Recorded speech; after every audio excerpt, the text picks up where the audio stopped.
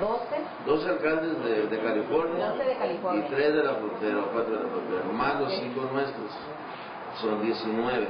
De esos 19 vienen 12. We are here with Alfonso Bustamante, Director of Binational Affairs for the city of Tijuana. You guys are announcing the celebration of a new gathering of mayors from both sides of the border. This will be the 7th meeting of that you will have now in Tijuana. What's the purpose specifically of this meeting? Well, the purpose of these meetings are, since we are neighbors and we have the same problems as far as tourism, security, education, health, water.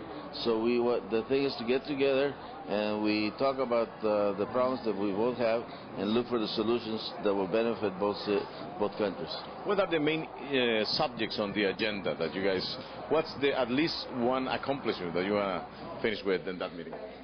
Well, we have 4 different tables. They're for security, for tourism, for water and the air. And the environment? And the environment.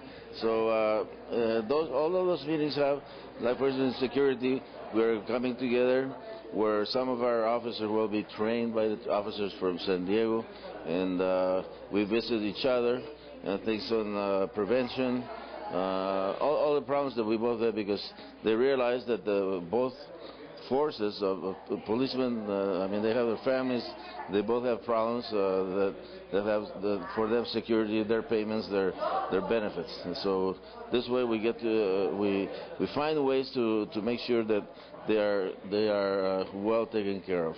This is not a border mayors meeting. It's because you have mayors from different areas of California, and there's some that live along the border, but not all of them. I mean, how do you choose who will be participating and how many of these will be? Well, it's not how we choose. We added this time the border, the Mexican mayors from the mayors from the Mexican side, and it's not that we pick them; we invite everybody. So according to their possibilities, their agendas. We have it. We call all of them personally. Mayor Sanders helped us, and Mayor Bustamante also. We have been doing that for the past month, invited them personally. The last meeting was in Redondo Beach. What would you say that was the main accomplishment there? People is kind of discouraged of these meetings because those are great photo opportunities, but at the end, what are the concrete results? And you coming from the private sector, you know that sometimes it's just too much talk and few substance. Well, they make a nice party, no? No, but I think that what has been accomplished is that each one gets a little bit better, and each one, we believe that in this one that we have those tables that will really participate from both sides of the border. We will come to some good results. I know that what you're saying is true, but each time they get better, we get more results, and we do at least confirm to everybody that the relationship between both countries are good, that the security here is getting much better, that you can visit us, that we can visit you. We were hearing here at the press conference that you have seen an increase in this holiday weekend, the 4th of July weekend in the U.S. You were having an increase on the number of visitors. You were talking about 10%? Is that we had about 10-12% better than last year. And for instance, I went to the bullfights this Sunday. I saw a lot of Americans that I have not seen in a long time. And in the restaurants, you started to see them in the main avenue, more and more coming in. And we do have to get I think that security problem is I would put a secondary, and the border crossing is the most important one.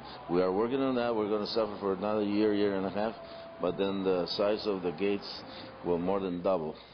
So then we'll come back to when many years ago it would take you 20-30 minutes to cross. Two last things.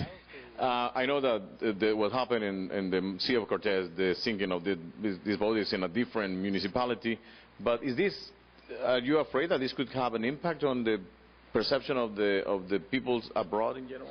I don't think so, because the company is an American ship, an American boat, and they were American tourists. And I think that the way it's been treated very nice in saying that the Mexican government, the Mexican Coast Guard, has really been helping and worried about finding them and rescue, and we did the rescue. And as long as it's treated that way, like they used to say, well, it rained here, no, it's Mexico's fault. It is not. And it was an accident, That's the way they have treated it. That those two waves hit it, they went overboard. It could happen anywhere.